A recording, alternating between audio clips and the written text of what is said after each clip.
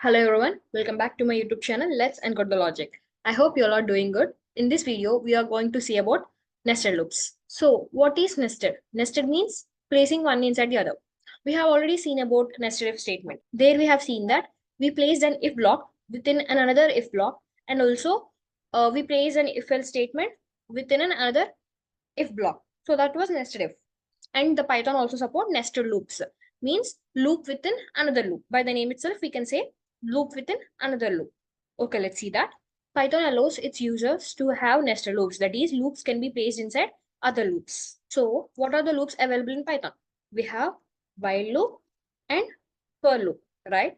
So what are the possible cases that we can nest the loops with this two loops? There are four cases. And the case one was while block within another while block, or else a while block with a for block inside, or else a for block with a for block inside, or else with a for block inside a while block. So these are the possible four cases that we can have for nested loops in Python. Okay, now although this feature will work with any loop like while loop as for loop, but it is most commonly used with the for loop because this is easiest to control. Why it is easiest to control was when we use a while loop, it might fall under an infinite loop, and that infinite loop causes the system to crash sometimes. So that's why we use for loop mostly. A for loop can be used to control the number of times a particular set of statements will be executed. So what happens in for loop actually? In for loop, we know the number of iterations it will going to be executed, right? We can set the range. So it is easy to control the number of times a particular set of statements will be executed. That's why we mostly use this nested loops with for loop. Another outer loop could be used to control the number of times that a whole loop is repeated. This is an outer loop, and this is an inner loop, and this is an outer loop, and this is an inner loop. This is an outer and this is an inner, outer and inner. Another outer loop could be used to control the number of times that a whole loop is repeated. So what this line says that this outer loop will control the number of times this inner loop will going to be executed, right? And next one, loops can be nested to any desired level. So this line says that we can have n number of loops nested within them. Like we can have a while loop and then a for loop and then a while loop and then a for loop and then a for loop. We can have n number of nested loops. However, the loops should be properly intended to identify which statements are contained within each for statement. Okay, now let's see an example for nested loop. Here, if you observe, we have used two for loops. At first, outer loop will be executed. So for I in range of 1, 6, how many times this loop will be going to executed? This will going to executed for 5 times, right? Okay, now how many times this inner loop will going to be executed? If you see, for j in range of I.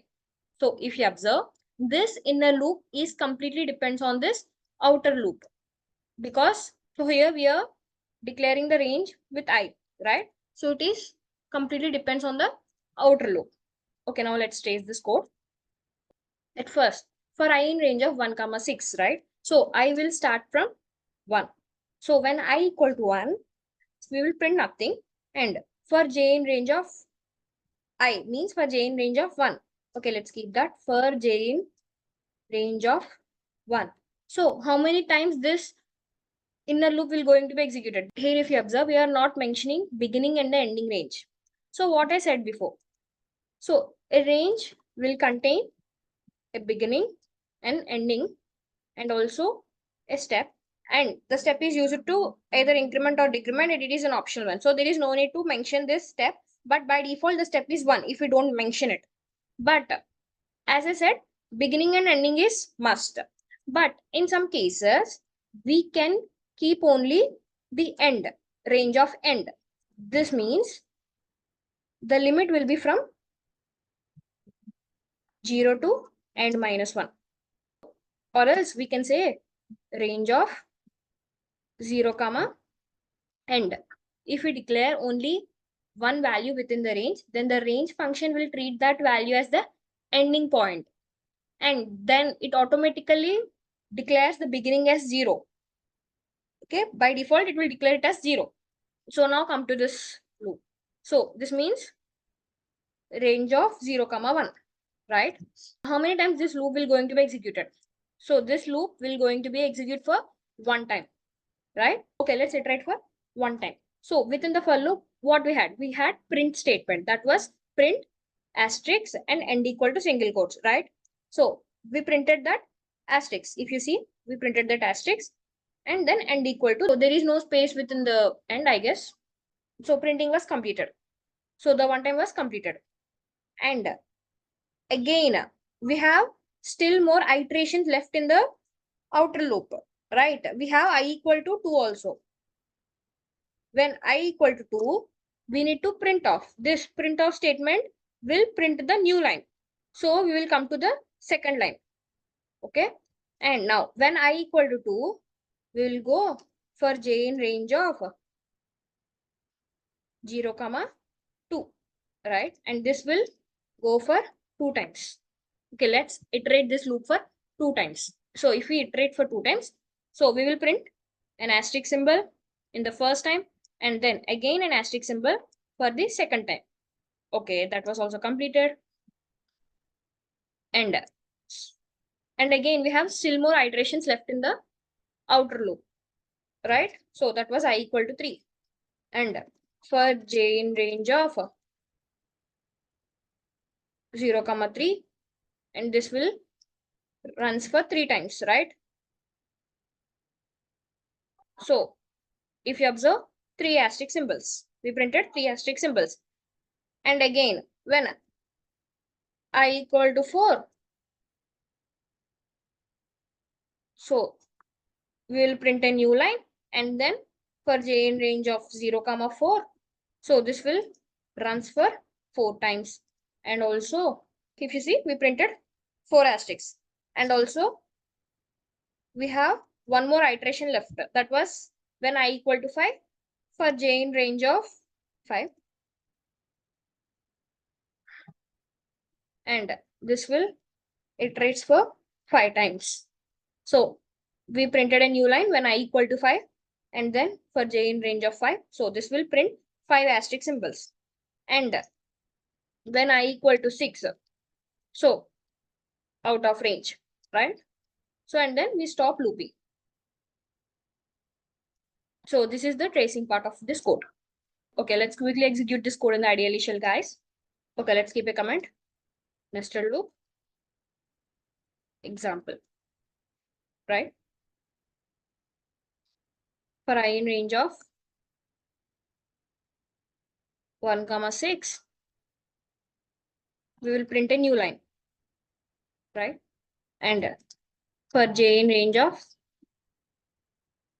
I, we will print an asterisk symbol, command equal to double quotes with no space. Okay, let's run this. So if you see, it's the same output, right? Okay, let's change the range values.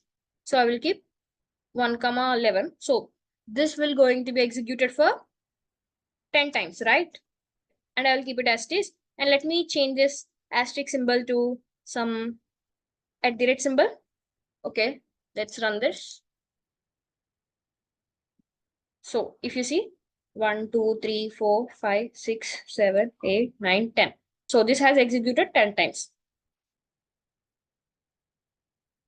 Okay, this time let me change the inner loop.